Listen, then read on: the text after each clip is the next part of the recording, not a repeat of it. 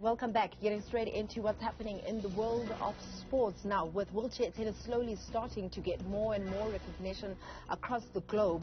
One man who's making a name for himself and massive waves in the sport is South African Donald Ramphadi. Now, just recently, Donald won both the Can Uner Open and the Kamel Sahin Open in Turkey.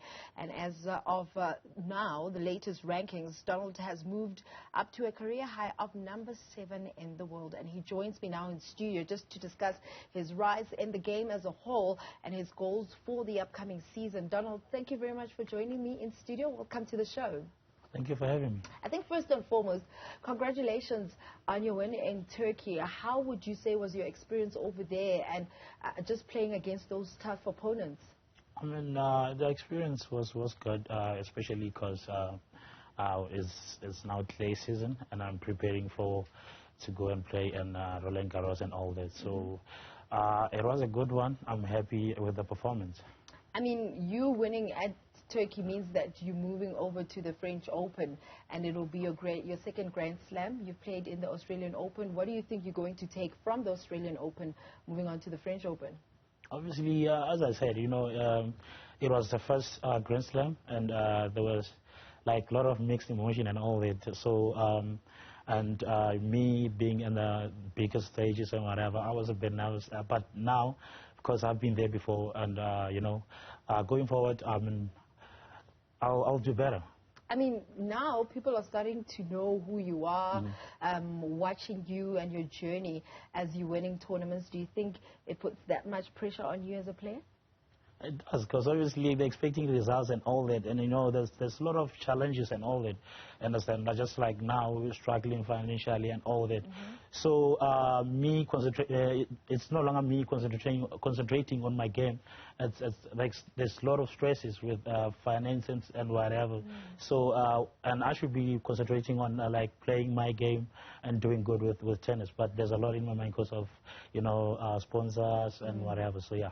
I mean, you're talking about your sponsors. I know we've spoken to you before, and you were saying, even then you were saying you're struggling with funding as a whole. But now with your ranking going up, does that not make life easier for you as a player? I thought that was going to do that, but so far nothing yet. But we're still talking to some people. We're just hoping that they will come on board and try and help. I mean, you touched on the court also earlier on. There is a major difference between hard courts of Australia and the clay courts of French Open. But from a wheelchair point of view, what's the difference for you in terms of playing on both courts? I mean, the hard court is very fast. So the clay one, it's very, heavy and all that. So you need to put more energy on the thingy. So. But me preferring the hard one or whatever. But because in my division, like I'm a bit powerful, so and all this, so I'm handling it so well so far. And with your amazing run at the Aussie Open, what are your goals then going to Roland Garros? Obviously, is to do better. Obviously, I want to win it. So yeah. And also, I want to see myself before the end of the year, being in a top 4, something like that. So yeah. I want us to talk about your journey as a whole and how you got to playing tennis. Where did the love for tennis start, and why specifically the sport? So me growing up, I always thought tennis is white people's sport. So I never saw myself playing tennis. But when I was in my previous school. Brapet came, like Brapet is like development officer. So he came, he was looking for players and all that. I remember very well, I was very bored, I didn't know what to do. So I just went because I was bored and all that. But through the time, I started getting to love it. And yeah, I'm still doing it right now, and I'm happy. You're doing well for yourself also. But I mean, just seeing you going up the ranks over the years, and now that you are on an international stage, how would you rank then the standard of wheelchair tennis in South Africa compared to other countries? It's really very difficult right now because number one, sponsors. Other countries they're really doing well with taking care of their players and all that. But yeah, I mean TSA they're trying there, but like as I said, the sponsors thinking is a problem in our country right now. I mean, now we're seeing the likes of Dylan Alcott retiring from the sport. For you personally, do you think your path for the final will, I mean, just your journey as a whole will be easier moving forward?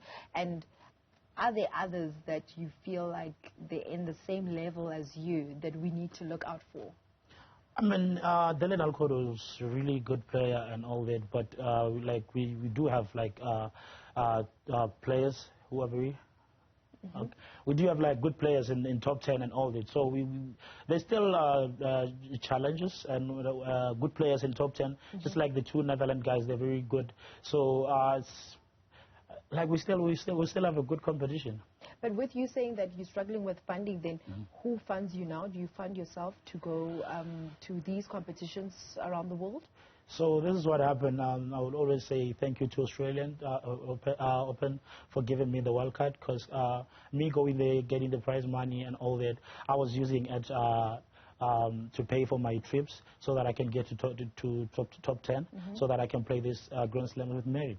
So yeah, thanks to Australia Open for giving me the chance. Well, I'm wishing you nothing but the best moving forward, and also I'll definitely be looking at how you're performing at the French Open. Thank you so much for joining me in studio. This is Donald Ramphadi, who is currently the world's ranked number 7 in the world. He is actually right now going to move on to his second Grand Slam, which is the French Open. We'll definitely be looking forward to that. But